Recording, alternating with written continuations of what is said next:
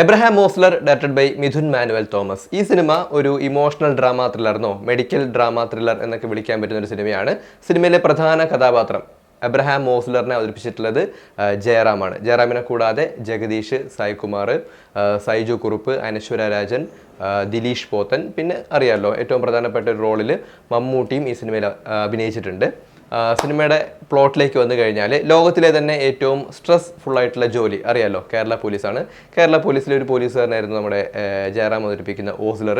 പിന്നീട് അദ്ദേഹത്തിൻ്റെ ലൈഫിലുണ്ടാകുന്ന ഒരു ട്രാജഡിയും ആ ട്രാജഡിയെ തുടർന്ന് ഇയാളാകെ ഡൗൺ ആയി പോകും. അത്ര നാളുണ്ടായ ഒരു ഓസ്ലർ അല്ല, അതിന് ശേഷം ഉണ്ടാകുന്ന ഒരു ഓസ്ലർ. ഇയാൾക്ക് ഉറക്കക്കുറവും അതുപോലെ തന്നെ ഹാലൂസിനേഷനൊക്കെ പിടിപെട്ട് ഇയാളിങ്ങനെ ഡൗൺ ആയിരിക്കുന്ന സമയത്താണ് ഒരു പുതിയ കേസ് വരുന്നത്. പിന്നീട് ആ കേസ് ഫോളോ ചെയ്തു പോകുന്നു. പിന്നീട് സിനിമയുടെ പ്രധാനപ്പെട്ട പ്ലോട്ടിലേക്ക് പോകുന്നു. ഈ സിനിമയിൽ എനിക്ക് ഏറ്റവും ഇഷ്ടപ്പെട്ടത് ആർട്ടിസ്റ്റുകളുടെ പെർഫോമൻസ് തന്നെയാണ്. എടുത്തു പറയുകയാണെങ്കിൽ ജയറാമിൻ്റെ പെർഫോമൻസ്. അതിൽ ജയറാമിൻ്റെ ഞാൻ പറഞ്ഞില്ലേ ഒരു ഹാലൂസിനേറ്റഡ് ആയിട്ടുള്ള ഒരു ക്യാരക്ടറായിട്ട് പിന്നീട് വരുന്നുണ്ടെന്ന്. ആ രണ്ട് ട്രാൻസ്ഫോർമേഷനും നന്നായിരുന്നു. ആദ്യം കാണിക്കുന്ന ജയറാമും പിന്നീട് രണ്ടാമത് കാണിക്കുന്ന ജയറാമും. അദ്ദേഹത്തിൻ്റെ മാനറിസങ്ങൾ, ബോഡി ലാംഗ്വേജ്, സംസാരം, ഡ്രസ്സിങ് സ്റ്റൈൽ, ഇതൊക്കെ വളരെ മികച്ചതായിട്ട് എനിക്ക് തോന്നി. അതായത് ആ ക്യാരക്ടറിനെ ഉൾക്കൊണ്ട് തന്നെ ചെയ്തിട്ടുണ്ട്.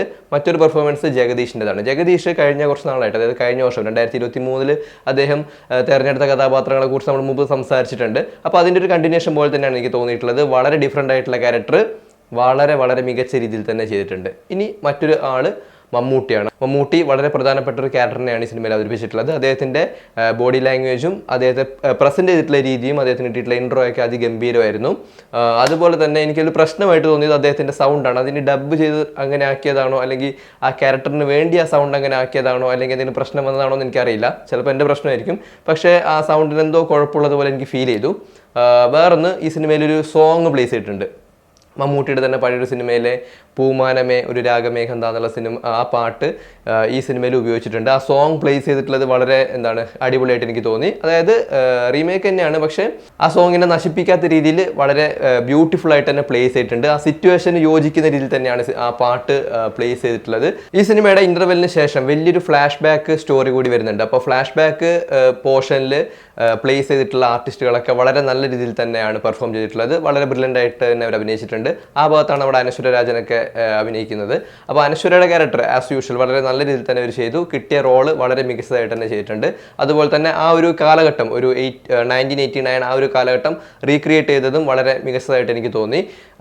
അതുപോലെ തന്നെ ഈ സിനിമയിൽ എടുത്തു പറയേണ്ട രണ്ടാൾക്കാർ, ഒന്ന് അനു മേനോനും മറ്റൊന്ന് അർജുൻ അശോകനാണ്. അർജുൻ അശോകൻ്റെ വളരെ ചെറിയൊരു റോളാണ്, അത് അദ്ദേഹം എപ്പോഴത്തെയും പോലെ തന്നെ നന്നായി ചെയ്തിട്ടുണ്ട്. പിന്നെ അനു മേനോൻ്റെ ഈ മെഡിക്കൽ ലെക്ചറിങ് ക്ലാസ്സും കാര്യങ്ങളൊക്കെ അത്യാവശ്യം ബോറായിട്ട് എനിക്ക് തോന്നി. കുറേ ടേംസും കാര്യങ്ങളൊക്കെ വന്നിട്ട് അത് അത്ര ഇൻട്രസ്റ്റിംഗ് ആയിട്ട് എനിക്ക് തോന്നിയില്ല. ആസ് യൂഷ്വൽ എപ്പോഴും അയാൾ ചെയ്യുന്നത് പോലെ തന്നെ ആയിരുന്നു. വലിയൊരു പുതുമയൊന്നും എനിക്ക് ഫീൽ ചെയ്തില്ല. പിന്നെ എടുത്തു പറയേണ്ട കാര്യം ഈ സിനിമയുടെ സിനിമാറ്റോഗ്രഫി. തേനി ഈശ്വറാണ് ഈ സിനിമയുടെ സിനിമാറ്റോഗ്രഫി ചെയ്തിട്ടുള്ളത്. അറിയാമല്ലോ, നൻപകൽ നേരത്ത് മയക്കം, പുഴുവിൻ്റെ ഒക്കെ ക്യാമറ ചെയ്തിട്ടുള്ള സെയിം ആൾ തന്നെ. വളരെ മികച്ച ഫ്രെയിമും കാര്യങ്ങളൊക്കെ ആയിരുന്നു. സിനിമയിലെ ലൈറ്റും കാര്യങ്ങളൊക്കെ ഉപയോഗിച്ചിട്ടുള്ളത് വളരെ നന്നായിട്ട് എനിക്ക് തോന്നി. ബാക്ക്ഗ്രൗണ്ട് സ്കോർ വളരെ മികച്ചതായിരുന്നു. പിന്നെ മിഥുൻ മാനുവൽ തോമസിൻ്റെ അഞ്ചാം പാതിര എന്നുള്ള സിനിമ പോലെ തന്നെ ഈ സിനിമയും അവസാനിക്കുന്ന ഭാഗത്ത് ഒരു സെക്കൻഡ് പാർട്ടിനുള്ള ഒരു പ്രതീക്ഷ നിലനിർത്തിക്കൊണ്ടാണ് ഈ സിനിമ അവസാനിക്കുന്നത്.